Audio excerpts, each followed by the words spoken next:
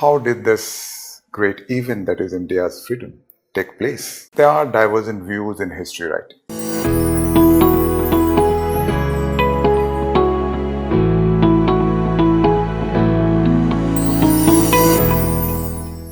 Hello civil services aspirants. Today is a great day, the 15th of August. I would say that this date is the greatest date in modern Indian history. On 15th August 1947, India became free from the British colonial rule after remaining under this for about 200 years. And 15th August 1947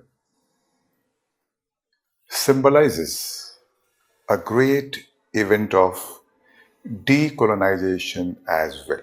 This great event was quite beautifully expressed by Jawaharlal Nehru in his famous speech, that is, Tryst with Destiny speech, on 14th of August, midnight 1947, in the special session of the Constituent Assembly.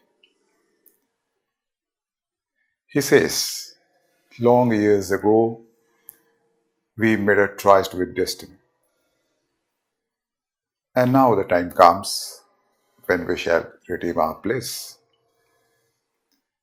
He further says, at the stroke of midnight hour, when the whole world sleeps, India will awake to life and freedom. This great event that is India's freedom is great just not because it is great event of Indian history. This is great also because it is a great event of world history. But how did this happen?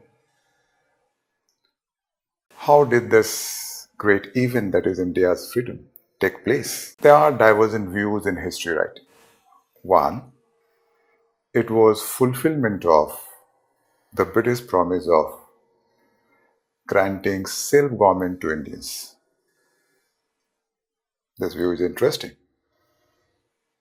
Two, it was the parting gift of the Labour Party that came to power in Britain in 1945. This too is interesting. 3. India became a liability for Britain. India was no longer a gainful position. So the wisdom called for the British withdrawal. This view is still more interesting. 4. The changed international scenario after the Second World War, such as collapse of the European powers, the military and economic exhaustion of the European powers, such as change in the balance of power and the rise of United States and USSR as two superpowers, such as rise of United Nations, played a role. And the last one, Indian national movement that began in 1885 gradually gathered strength. In 1940s, it acquired a radical character,